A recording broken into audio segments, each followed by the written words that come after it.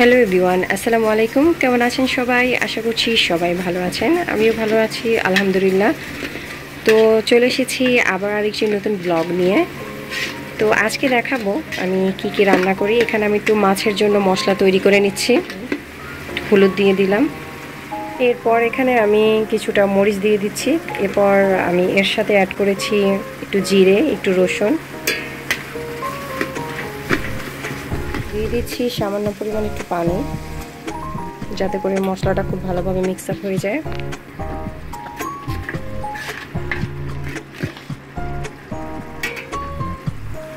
এরপর সাথে দিয়ে দিচ্ছি পরিমাণ মতো লবণ। যে মশলাটাকে আমি একটু সবসময় বেশি পরিমাণে একটু কষিয়ে নিই, যাতে করে মশলার গন্ধটা না আসে। তো এখানে আমি মাছগুলোকে ভালোভাবে লবণ দিয়ে ধুয়ে পরিষ্কার করে নিব। তো এই মাছটা হচ্ছে নদীর বড় তেলাপিয়া মাছ, যেটার 2 কেজি এবং 2.5 কেজি করে হয়ে থাকে ওজন। তো মাছটাই ফার্স্ট আমরা খেলাম, বেশ ভালোই টেস্ট ছিল। দেখুন, এমনিতে আমরা আর কি তেলাপিয়া মাছটা খাই না, তো নদীর বলে মাছটা, যার জন্য ভাবলাম যে রান্না করে দেখি। প্রথম দিন যখন রান্না করেছিলাম বেশ ভালোই টেস্টি ছিল।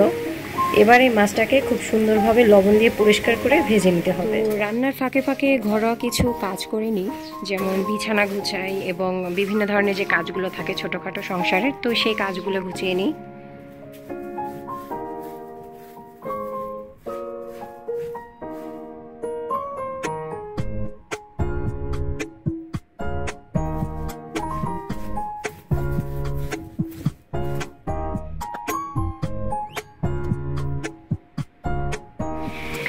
এইদিকে মশলাটা খুব ভালোভাবে কষানো হয়ে গেছে আমার, বেশ অনেকক্ষণ ধরে মশলাটাকে কষিয়েছি। মাছ রান্নার পাশাপাশি আজকে রান্নায় থাকবে করলা ভাজি, করলা ভাজিও করব। এর সাথে থাকবে ছোট ছোট মাছ, এটাকে কি বলে, মানে বেলে মাছ এবং কাচকি মাছ, বিভিন্ন ধরনের মাছ এখানে রয়েছে। তো ছোট মাছটাও রান্না করব। এখানে চপ তৈরি করার জন্য ডিম এবং আলু নিয়ে নিয়েছি, আর কিছুটা ডাল বেটে নিয়েছি পেঁয়াজও তৈরি করার জন্য।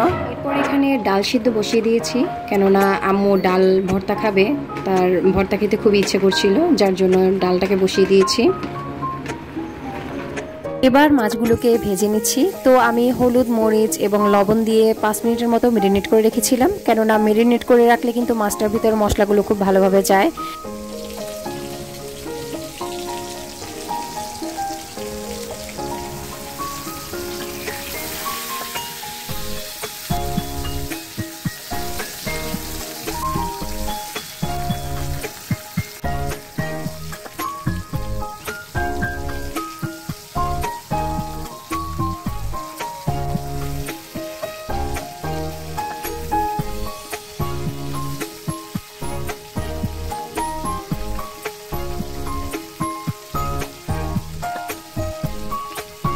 এখানে মাছটাকে ভেজে মশলার মধ্যে দিয়ে দিয়েছি। এবার সামান্য একটু শুকিয়ে আসলেই মাছটাকে নামিয়ে ফেলবো। এই যে দেখুন, মাছটার কালারটা কতটা সুন্দর এসেছে।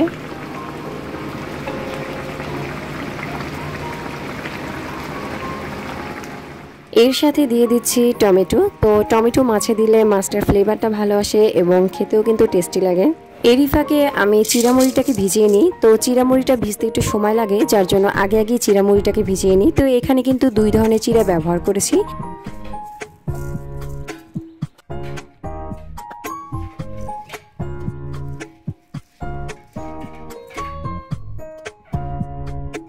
এরপর আমি ছোট মাছগুলোকে বেশি করে পেঁয়াজ, কাঁচামরিচ এবং টমেটো দিয়ে হাতে মেখে বসিয়ে দিয়েছি। আসলে ছোট মাছগুলো যদি এভাবে হাতে মেখে রান্না করা যায়, সেক্ষেত্রে কিন্তু রান্নাটা খুবই টেস্টি হয়।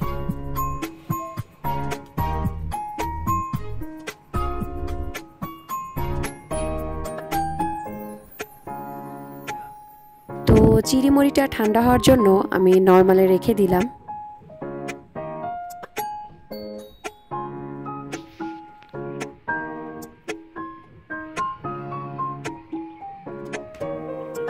মাছটা হয়ে আসার পর এখানে আমি ধনিয়া পাতা দিয়ে দিচ্ছি। তো এই ধনিয়া পাতাটা ছিল দেশি ধনিয়া পাতা, কেননা দেশি ধনিয়া পাতার আলাদা একটি ফ্লেভার থাকে, তাই মাছে সবসময় চেষ্টা করি দেশি ধনিয়া পাতা দেওয়ার। তো এই ধনিয়া পাতাটা কিন্তু আমরা ছাদে লাগিয়েছিলাম টবে, তো সেখান থেকে এনে কিন্তু ব্যবহার করছি। এরপর আমি এখানে ডিম ভুনা করে নিচ্ছি, কেননা সেহরির জন্য আলাদা করে রান্না করে রেখে দিই।